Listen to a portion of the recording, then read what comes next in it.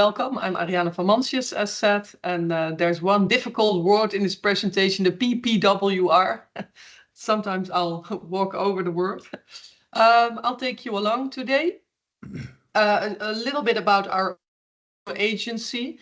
I'll go one time too fast. So we are a knowledge-driven, hands-on, creative, commercial, and hospital.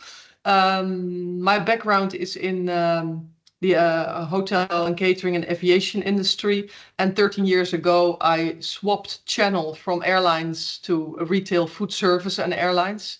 And we are today with 9 people in the office, and we help especially Dutch, but also more and more international companies with innovation, and then specifically in the field of brand and packaging design, with a keen eye on sustainability, Gen Next, and AI in the meantime. Our approach is that we always look to the product and the packaging. It doesn't make any sense to focus on packaging if you're having a big piece of meat from the pampas of South Africa. The only important part there is that you finish your meat and preferably don't eat the meat, because the packaging in constraint to this meat is 1% up to 99% of impact on the product itself. So you always have to look in the product packaging combination. And the funny part is I'm also following the theory of Babette Porcelein from the Hidden Impact. Packaging is, if we look into a supermarket, not the biggest impact. It is on place 5. You are not able to influence it, and animal protein, food waste, food miles, and ready meals have a higher impact than the packaging itself. So that's always important to know in perspective. So what I already said, sustainability, digital strategy, and Gen Next are our driving forces. We are a little bit a stranger in the field of the design agencies, because we do a little bit more on the discover phase and on the deliver, and that is actually very much needed in relation to sustainability, because how you make it and where you make it is a big impact on the footprint. So we are already operating 13 years in that field, but now it's more and more important. Our beautiful team and our network. So we are also linked to all kind of knowledge institute. We have Verpakt KIDV, which is our overlooking authority in respect also for littering and the statiegeld. I don't know that word in English. Return fee. Yeah, that one. So also with Knowledge Institutes, TNO, Versnellingshuis, Impact Hub, the Dutch Cosmetic. So we're really linked to that people, and also some experts in the field. We're a really open network organization. So in short, we do the big brands in the Netherlands on food and cosmetics, our active fields, our channels, which makes us unique because airline is a very specific channel, and our services from trends, insights, branding, 2D, 3D. That's also unique because a lot of agencies do or 2D or 3D, but sustainability is in the integration of everything. So that's how we operate already for a long time in that way. The landscape, you can also make a picture of this slide, because this is an interesting slide. This is how the regulatory landscape has been built up over the years. So worldwide, Europe, national and industry level. And you see the more fat letters, they are what we're talking about today. That's under the Green Deal, the PPWR, and the EU sub-directive. And on a national level, SUB and EPR, the Expanded Producer Responsibility. This has been the law that has been most lobbied ever since the European Union exists and making laws. That's because there is a lot to fight for. It's the big oil companies. It is a big industry. It's an intensive energy industry. So it is, at the end, one of the biggest industries, because we all eat 5 times per day, if it's okay. And we open, on an average, every day 455 gram in the Netherlands of packaging material. And on an average from 0 to 80, that are 7 packages per day. If you are a little bit more rich or more Gen Next that consumes on the go, you're hitting 10 to 15 packages a day that you open to sustain your lifestyle. And that is something that needs to change in respect of garbage litter, because we are almost ending in a waste crisis, and that is what the European has on their eyeball. So that's why these changes are needed. What we always ask companies, what is your strategy regards packaging? Do you want to comply, to compete, or to lead? Before this regulation, a lot of companies told me, I want to lead this discussion, so come up with innovation. Because of the legislation, almost every company, even the B Corps, dropped to comply. So that's very important to understand, that when you come up with regulation, it really stops innovation. So with legislation, it stops innovation. So a lot of companies now tell us we just want to comply and we have no further ambitions because we don't know if it might fit into these new regulations.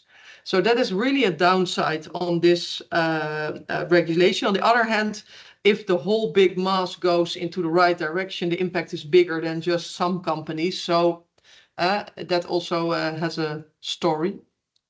But you see here also in the news, also Unilever, Nestle, keep on innovating. That's the basis for sustainable growth.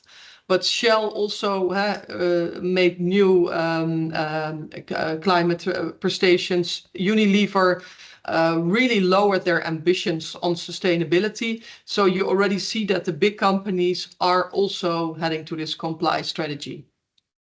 Some facts and figures. So oil usage in Europe, 8% goes to packaging.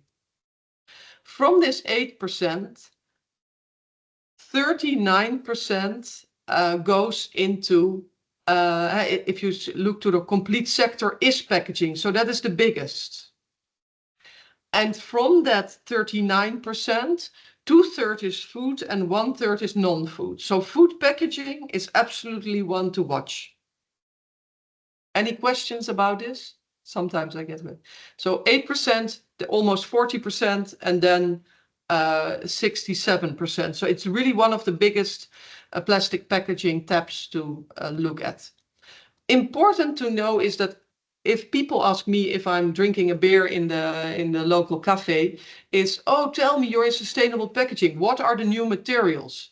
A lot of people focus on new materials, but that is not what actually at the current business is. So we're now on the left under corner. We're in the green conventional plastics, PE, PP, PET. We are heading towards above the non-biodegradable and bio-based, so that are bio-based PE, PET, PA, PTT. But they are absolutely having microplastics. They are chemically modified, so they're on a polymer level plastics. And then, but this is not going to happen fast, biodegradable and bio-based. For example, PHA is for me a really interesting plastic, bioplastic. It doesn't have, we call it non-persistent, and you have persistent microplastics that stay in your body and in the system for a very long time. And non-persistent means that they will eventually go away. And PHA is, for example, a bioplastics, biodegradable and bio-based, with non-persistent microplastics. It is technically recyclable, but it doesn't happen because the installations are not yet up to this level.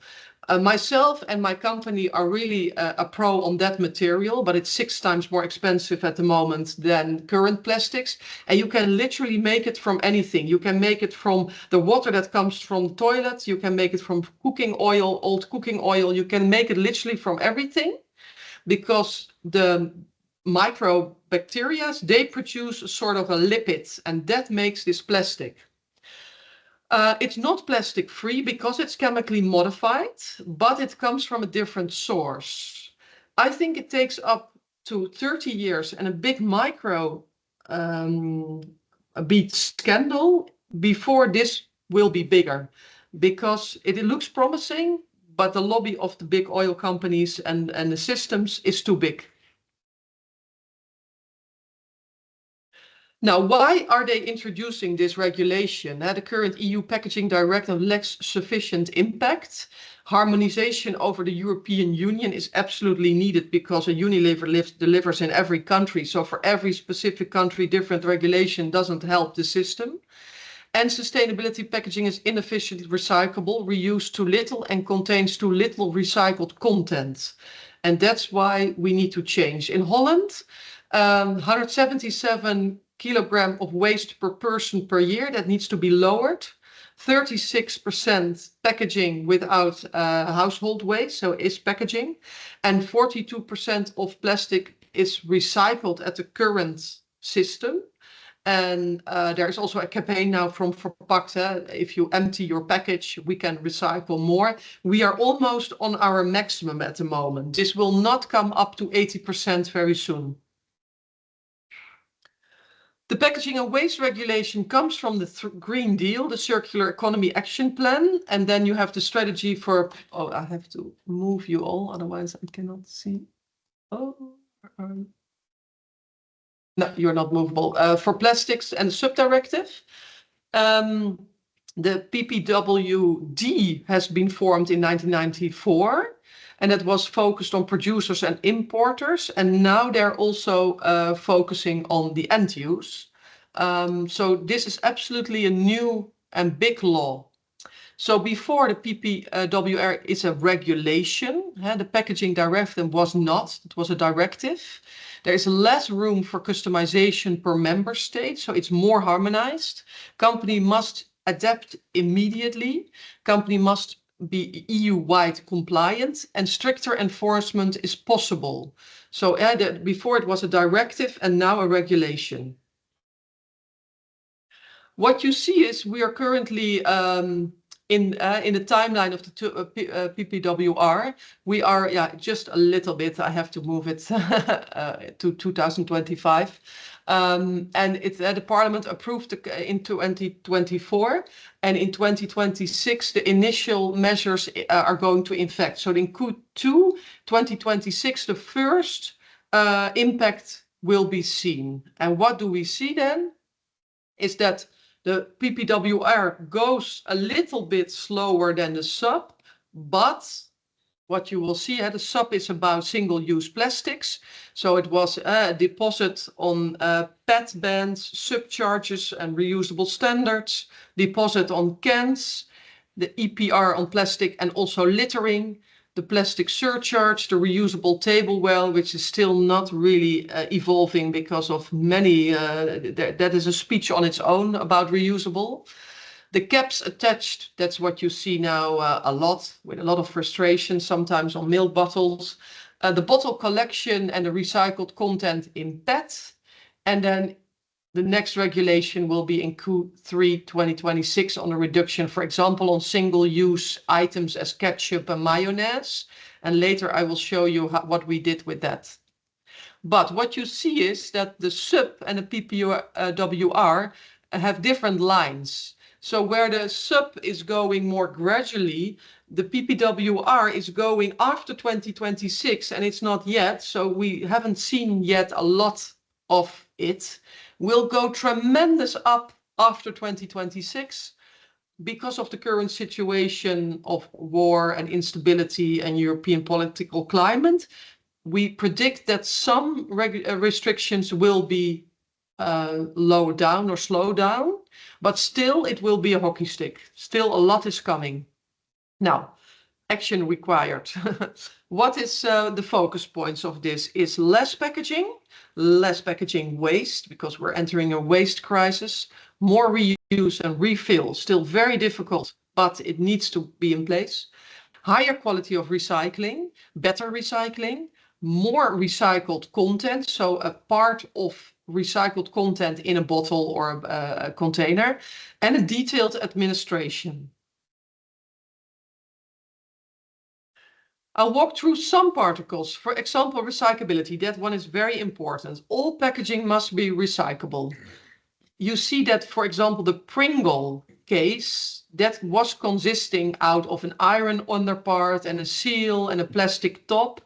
They invested 100 million in reinventing a complete cardboard variation, so that they comply with the 2030 regulations. Those big companies need to start now. For example, Dannerol, those croissants in a cardboard sleeve with an iron part, it's an iconic packaging, but the problem is that it's not recyclable. So in 2030, they still have 5 years to innovate now to come up with solutions. But for some very iconic packaging, that's really difficult. So there is for us work. They have to be effectively and efficiently collected, designed for recycling. What you see here, and this is not yet 100% in place, but it is about the grade. So more than 95% is needed in 2030, 35, 38. And technically non-recyclable less than 70 is already banned in 2013. So, but how this is exactly put in place is still under construction. But this will really impact the packaging landscape, retail landscape, etc.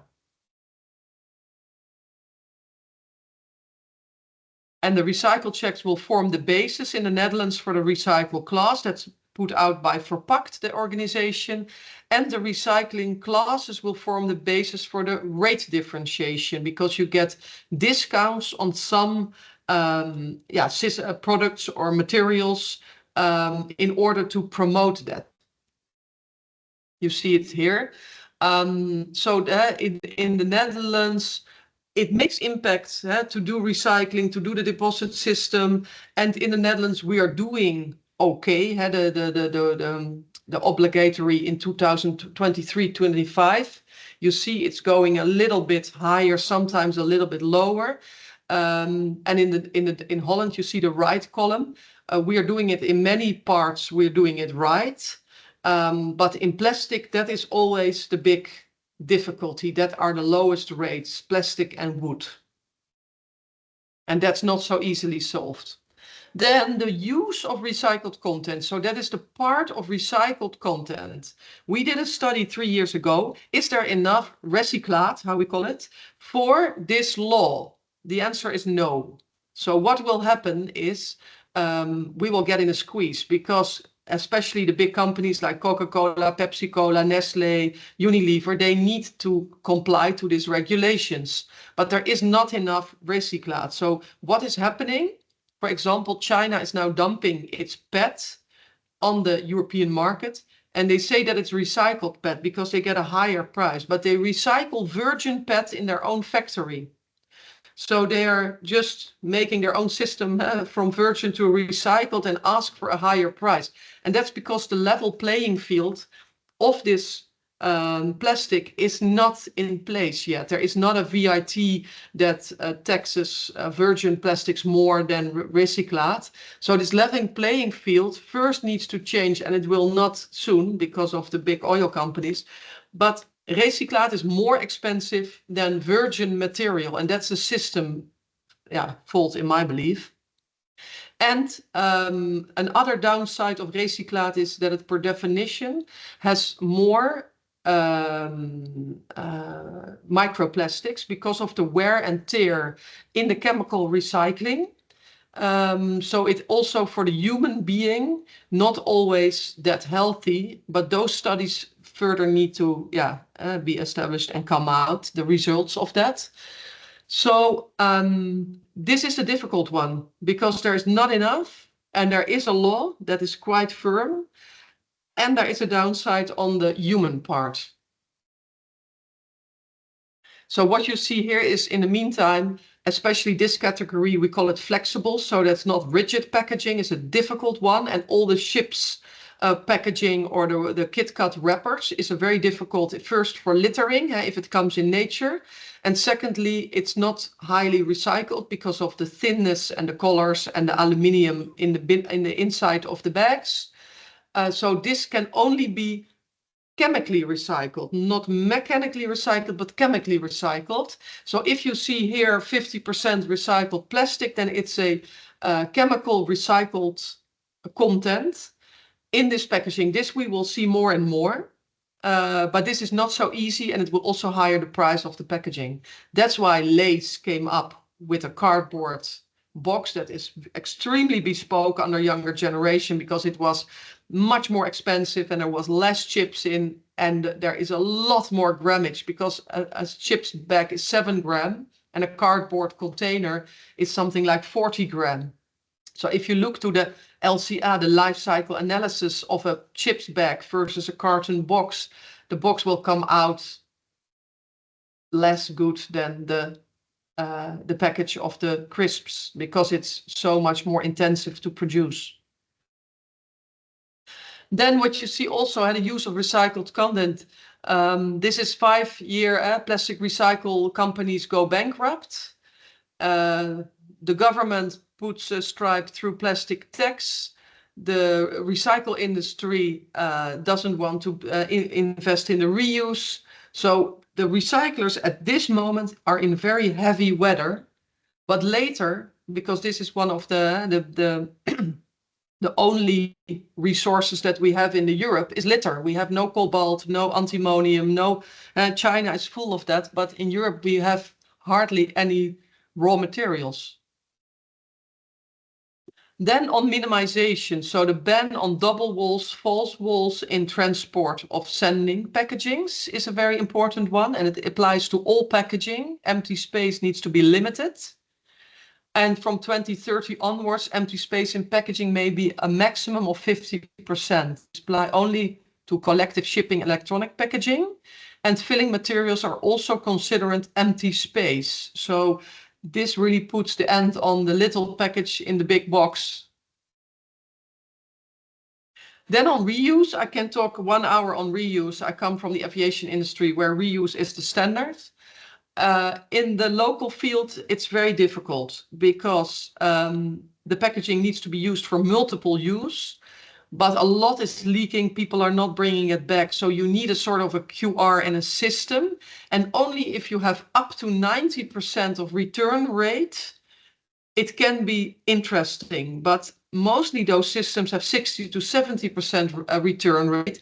And then you get 60 out of 60 and 60 out of, and then it really, you end up very soon with no products. And then it's, yeah, more expensive. So a harmonized and standardized system is necessary. And you need a deposit center. The crates of Albert Heijn are a business model, because they are 750. And the cost is lower, so it's a business model, and people keep those crates for the wash and for other things in their garage. Then it's a business model, but otherwise it's not. And then you will leak the system and it's not working. And then a lot of the reuse systems have no end of life yet. So they don't get recycled properly. They just get in incineration because they don't know what to do with it. So what we see here is a refill by the producer. This is a success rate, but it's very small. It's in the Eco Plaza, and people buy it and bring it back, and the retailer fills it. Refill by the customer. Albert Heijn had the ambition to roll this out to many supermarkets, and the whole system stopped because this is not working. It's too much hassle. People need to bring and refill, and you need to have a personnel to instruct it. It's not working. So then it's disappearing. So left is working, right is not working. And then restrictions on single ban, so group packaging, vegetables less than 1.5 kilo. And that's really a big problem, because you can imagine that a net around lemons and apples and oranges. In Spain, there are many of these big machines, millions of euros.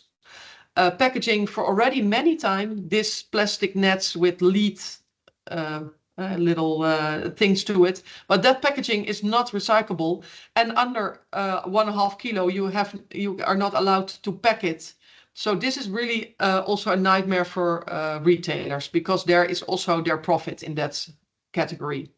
The hotel minis, so the little shampoos, are forbidden, the lightweight bags and the sachets, and later on I'll show you my guerrilla marketing action for McDonald's on the sachets. The only exception is for ready takeaway meals or when it's necessary, like in hospitals or from a hygiene perspective.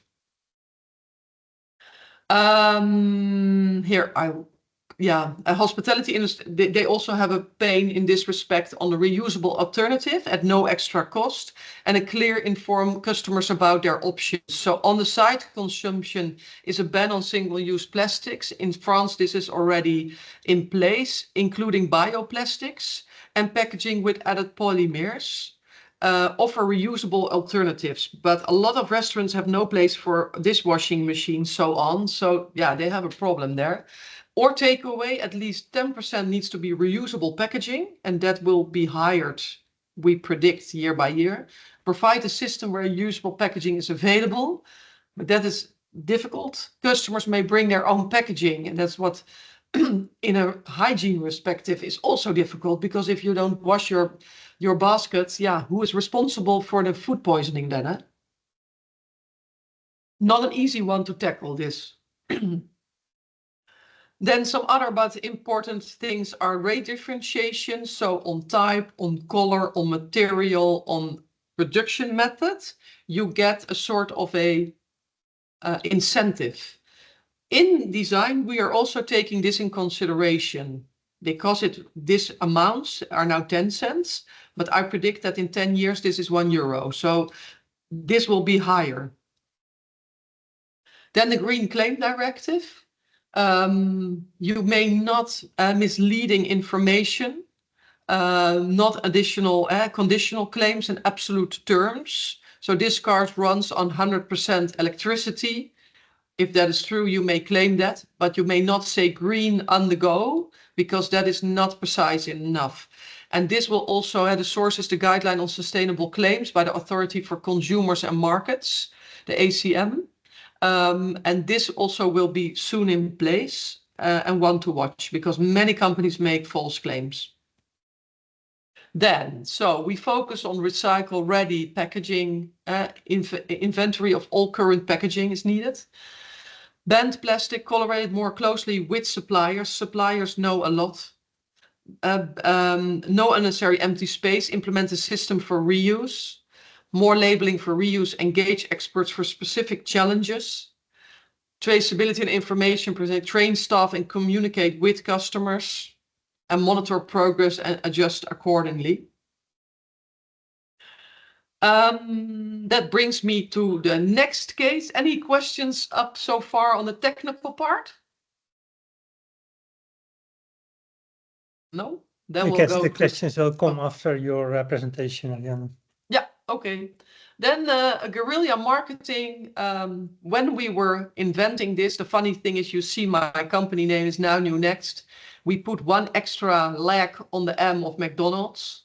So we made a fun project. They could appreciate it. That was the nice thing. We also been there after this, but it went completely viral.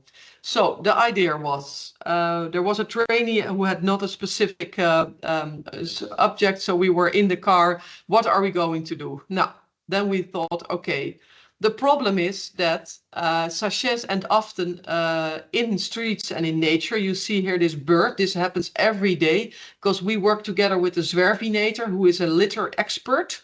And since the introduction of the sachets, this is happening. These birds take it out, the rats take it out. And you see in the column, he used to find 49, 32. And since the introduction of this sachet, 926. So it's 10 times, 20 times higher.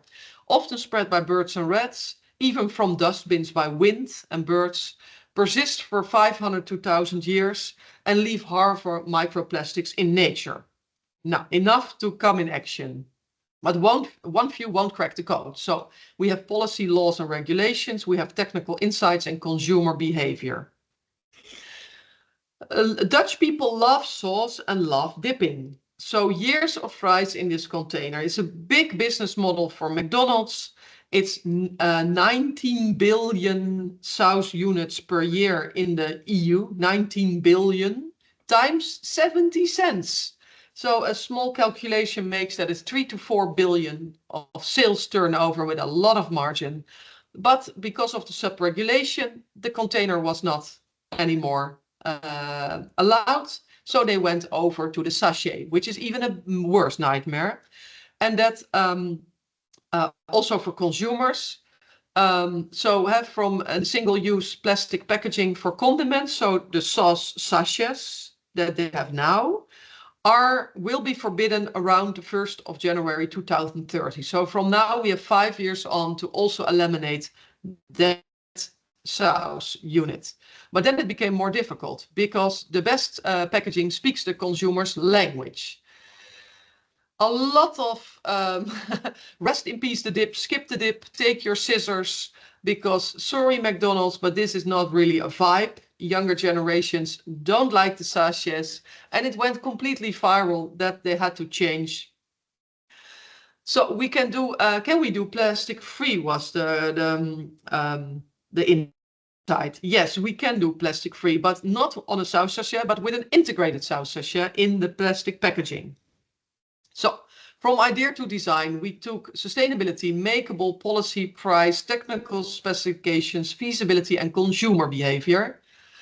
And then we had this.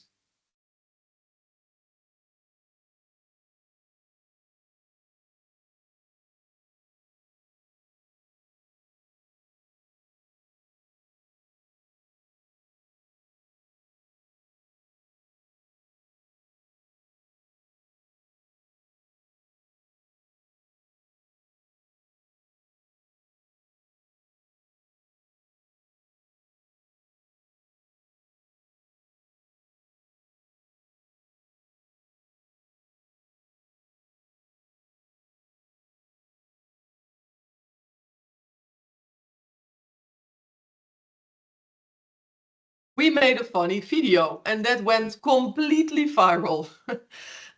Everyone was at our side, like McDonald's, Canon, in Indonesia apparently, and in the US. This is already in place, the pumping from the sauce.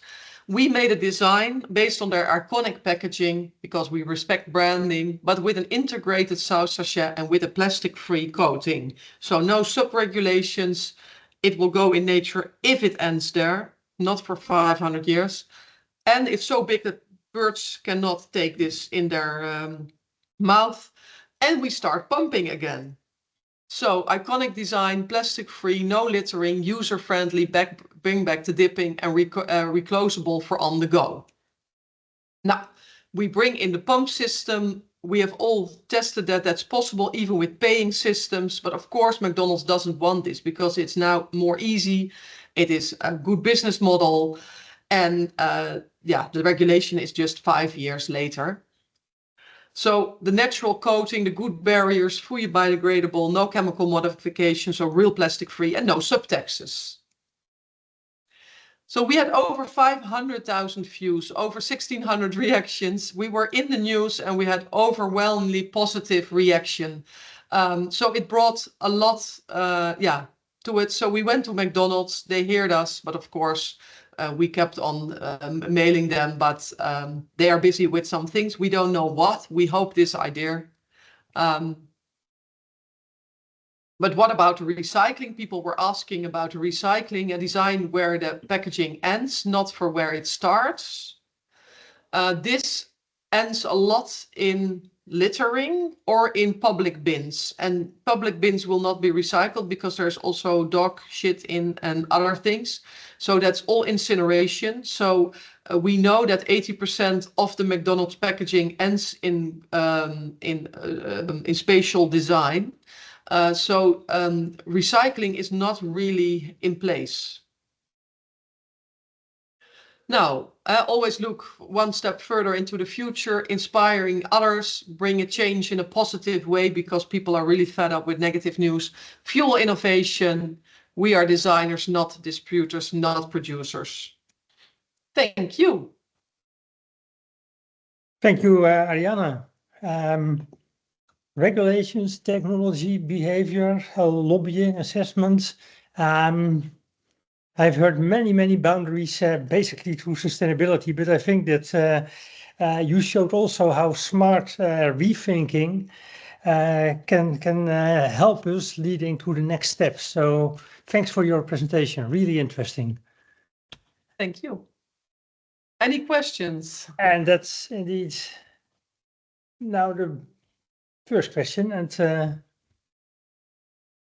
if no one is going to start with a question, I do have plenty of them, I must admit. It's coming, Ruud. It's coming. Okay. Yeah. Halil, please Yeah. go ahead. Thanks for your presentation. And really honestly, I thought exactly the same solution as you have designed, but that's not very important. I am more interested in how we can increase the plastic bottle collection rate. Because you mentioned that the collection rates at the moment in the Netherlands are not as high as we should want it. But what should be the solution there? Because your pH, your microorganism bioplastic is very interesting. However, it's at the moment very difficult to scale that up to industrial scale. And so at this moment, we are stuck with different plastics that we have. And we would like to recycle those, and the rates are, and the plastics recyclers are going bankrupt at the moment. So it's also not a very good situation. But how could we increase the plastic bottle collection? Well, I think the plastic bottle collection is the one that's the best in place, because all the recycled plastic post-consumer comes from the bottle industry. Yeah? That stream is pretty well managed, but there is a lot of behavior in people. So if people throw those bottles in a public bin, then it skips the system. And then we have some people who take it out because of the money or kids. But that system is pretty good in place. Cans is since only 1 year now in place. And for me, that really needs time, because you need collection, a lot of collection points. It needs change in behavior. That takes time. Maybe the rate should go up a little bit more, because it's more interesting to bring it back. But I think also, if you look around us in other countries, in the first 3 to 5 years, those rates were in all those countries lower. And the main incentive was collecting points. So if we pressure ourselves in a system that we say this is not working, because Albert Heijn doesn't like it that they bring back all the cans. So the TOMRA system needs to be more intelligent, but they're really busy in building new installations, more efficient, more it's quicker distribution of the cans into the system, cleaner. So you need TOMRA, you need consumers, and you need companies for the collection. But that the most important part is money and time. And then this will absolutely be better, and the recycle rate be higher. And what you also see now, which is interesting, is that a plastic bottle go to aluminum bottles. There are the first signs I see now. I think that is also a movement that will go, because aluminum is infinite recycling and plastic 7 times. So it's maybe not a bad idea, but I need to research better if that is the solution then, if we put can bottles into the system. Okay. Yep. Thank you. But time will tell. And the funny thing is that when there is not enough, and then the recyclers, they need to have 7 to 8 years breath before their business will flourish. But I tell you, I bought silver and gold, I think 15 years ago, because I saw in my statistics that around 2030, gold mining and silver mining was almost at its end. If you look into Babette, her raw material schedule, can is finished around 2080, so it's a little bit longer. And the more we enter this data of that we need to be more circular, the price of this recyclers and the business model of the recyclers will go up. But we first need to see the end of an era. And yesterday gold went up till over 100,000 euro a kilo. Not only because, yeah, raw materials need to get more value. Okay, I see that also Peter Kersting has a question. Yes, Ariane, thank you. Thanks. Hi. Thank you for your presentation. We just deliberated on the return packages. We also will have non-return packages of different types of plastic, biodegradable, non-biodegradable. We have an impression what will that require from the recyclers in 5 years, 8 years? Do they have to sort them? Will a part be by organic means, composted or not? Or Yeah, what we see now is that unfortunately the bio-based plastics are not popular, not in regulations, not with companies, with consumers, yes. But technically they are, if you have a bio-PE, technically they are plastics. They are modified in a way that the polymer is a plastic and has harmful microplastics. And the lobby on PHA, we first need a huge PFAS lookalike scandal. And worldwide is this scandal. It's not only in certain countries. The plastic is everywhere, literally everywhere. I found out, I think 3 years ago, that it's even around our artificial mest time released. It's time released because we put a plastic coating around our fertilizers. And we put that on our land, and all these microplastics, because of these fertilizers, end up in this land, but they accumulate, they never go away. I was in shock when I heard that. The reason why apples contain a lot of microplastics. But the problem is that the oil lobby is so big and the system around plastics is so big that this bioplastics, only when Shell is going to invest, or Saudi Aramco, or in biomaterials for plastics or legislation, then we will see this move. But I see the people like in Holland here on this PHA, they lobbying and they are working their ass off to get this material into the market. But I think it will take more than 30 years. And this whole bioplastics, like the PLA, or it is not on the agenda at the moment. It's also not in the PPWR, and it all fall out last minute. It's frustrating. Yeah.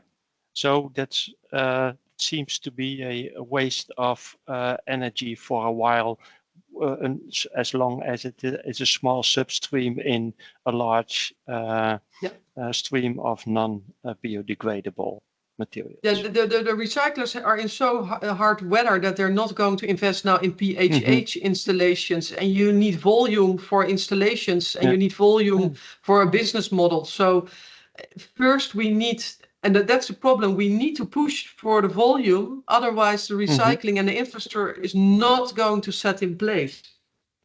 So it needs to be done by regulation or by consumer preferences. Thank you for your considerations. Thank you. Any other questions? I have on myself, with respect to the Elise has a question. Oh, Elise has a question. Oh, but Yeah, I then just wanted to rebound on the question from just before, because you're talking a lot about this biodegradable plastics, and because no microplastics, so great, but do those plastics also contain chemical additives that you don't want released in the environment? And if they degrade faster, what becomes of these additives? Additives is an option. So there are hundreds of millions additives and combinations of plastics we've found out. And to PHA, you can add additives, but the raw material itself has good features. And also all these additives, I think we need to get rid of those if possible, because that makes also the recycling very complicated, the additives. And there are many. So we call it East Block marketing. The best is to get 3 virgin streams of PE, PP, PET that are non-polluted. But it's a big market, and also the additive market is huge. But people who are busy with PHA are more conscious on that respect, that they don't lose the good features. So they are more aware of what they put into the PHA mix for specific features.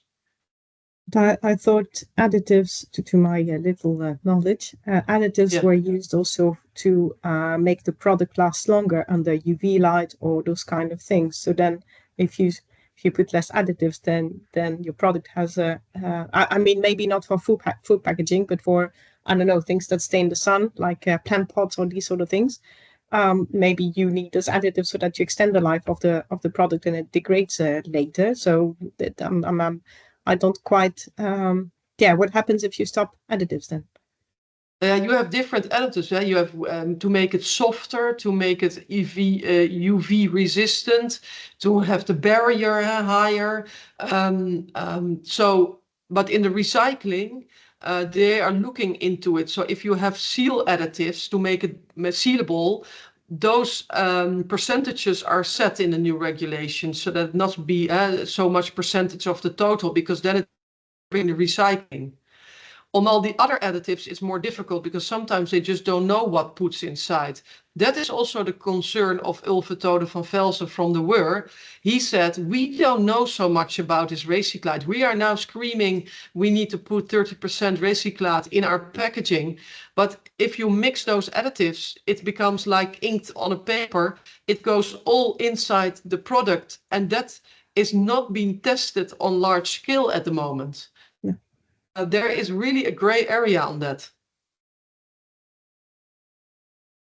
But some plastics don't need barrier. And also you have to always ask yourself, if you do what you did, you got what you had. So if it's, for example, ship's bag needs to be a shelf life of 1 year, but it's a high returning product. Maybe we can also run for 4 months without food waste increasing, because 4 months, it's a popular product, Lay's chips, we don't need a year. But for those companies, for production, it's very easy that they have a year shelf life, but maybe it's not necessary. So we also have to look in those kind of figures. Do we really need these super high barriers that protect it fantastic, but we end up with the wrong waste? Yeah. Thank you. Yeah, maybe also a remark on biodegradable plastics. We did some research in that area, not specifically for packaging, especially actually for more durable products. But our conclusion basically is that if you use them for packaging, you might also trigger consumer behavior that basically triggers throwing things away in nature.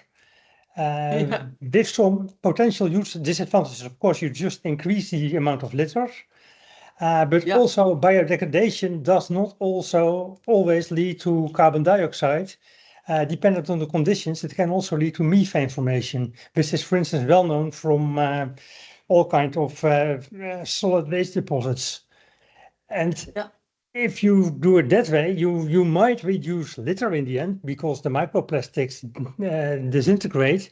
But in turn, you might get methane formation instead, and so a higher global warming effect. So completely in favor of using bio-based materials, but being very cautious when it comes to at least branding it as biodegradable, because that might trigger behavior that you don't desire. No, and the practice is biodegradable. You have home compostable and industrial compostable, and both need a plus 30 degrees constant year round, which it's not in the Netherlands, and in many countries not. Meaning, and Meerlanden, which is a composting installation, and that is industrial industry composting. They have 12 weeks to compost it, but they said the business model doesn't turn around in 12 weeks. So we want to compost in 3-4 weeks, but then the plastic doesn't biodegrade, and then the farmers Indeed. don't want to have my compost. So theory and practical is also different here. So this whole biodegradable, I'm talking about bio-based, not biodegradable in that respect, is, in my belief, as what you said, is not the solution. It's also a downgrade. We prefer to recycle if we look into the loop of higher percentage coming back, higher in the circle. Yeah. Then recycling is higher than biodegradability. Indeed. Only, And materials like PLA and PHA are quite easy to recycle, but indeed you need volume and you need the separation at a sufficient quality. Yeah. I did have one other question, a bit triggered by what you talked about the Pringles packaging, which went from lightweight to heavyweight and to a higher life cycle impact and probably also somewhat higher cost.